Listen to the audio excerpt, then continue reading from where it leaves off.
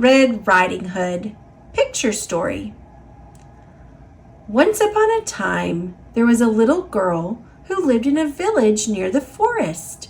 Whenever she went out, the little girl wore a red riding cloak, so everyone in the village called her Little Red Riding Hood.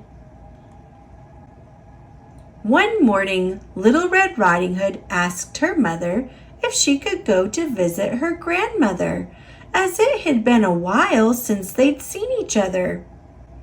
"That's a good idea," her mother said. So they packed a nice basket for Little Red Riding Hood to take to her grandmother. When the basket was ready, the little girl put on her red cloak and kissed her mother goodbye.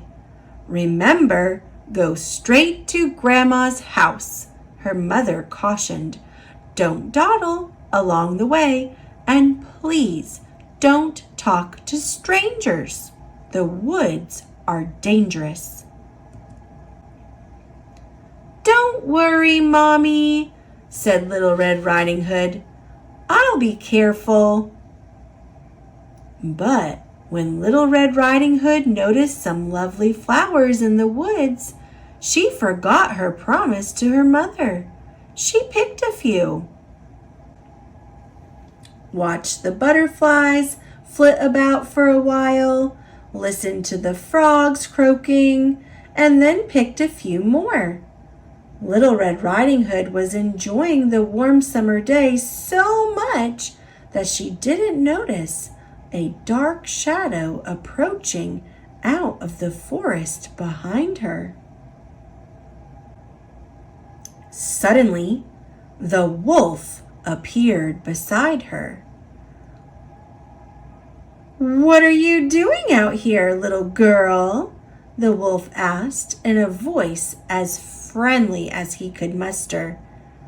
"I'm on my way to see my grandma, who lives through the forest near the brook," Little Red Riding Hood replied. Then she realized how late she was and quickly excused herself, rushing down the path to her grandma's house. The wolf, in the meantime, took a shortcut. The wolf, a little out of breath from running, arrived at Grandma's and knocked lightly at the door. "Oh, thank goodness, dear. Come in, come in. I was worried sick that something had happened to you in the forest," said Grandma, thinking that the knock was her granddaughter. The wolf let himself in. Poor Granny did not have time to say another word before the wolf gobbled her up. The wolf let out a satisfied burp and then poked through Granny's wardrobe to find a nightgown that he liked. He added a frilly sleeping cap and for good measure dabbed some of Granny's perfume behind his pointy ears. A few minutes later, Red Riding Hood knocked on the door. The wolf jumped into bed and pulled the covers over his nose. "Who is it?" he called in a cackly voice. "It's me, Little Red Riding Hood." "Oh, how lovely. Do come in, my dear," croaked the wolf. When Little Red Riding Hood entered the little cottage, she could scarcely recognize her grandmother. "Grandmother, your voice sounds so odd. Is something the matter?" she asked. "Oh, I just have touch of a cold," squeaked the wolf, adding a cough at the end to prove the point.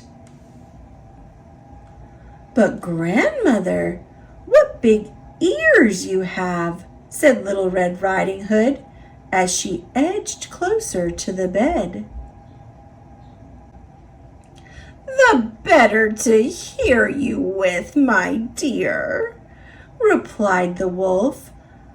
"But, grandmother, what big eyes you have," said Little Red Riding Hood. "The better to see you with, my dear," replied the wolf. "But, grandmother, what big teeth you have," said Little Red Riding Hood, her voice quivering slightly. "The better to eat you with, my dear," roared the wolf, and he leapt out of the bed and began to chase the little girl. Almost too late, Little Red Riding Hood realized that the person in the bed was not her grandmother but a hungry wolf. She ran across the room and through the door, shouting, "Help! Wolf!" as loudly as she could. A woodsman who was chopping logs nearby heard her cry and ran towards the cottage as fast as he could. He grabbed the wolf and made him spit out the poor grandmother, who was a bit frazzled by the whole experience, but still in one piece. "Oh, Grandma, I was so scared," sobbed Little Red Riding Hood. "I'll never speak to strangers or dawdle in the forest again." There, child, you've learned an important lesson. Thank goodness you shouted loud enough for this kind woodsman to hear you." The woodsman knocked out the wolf and carried him deep into the forest, where he wouldn't bother people any longer.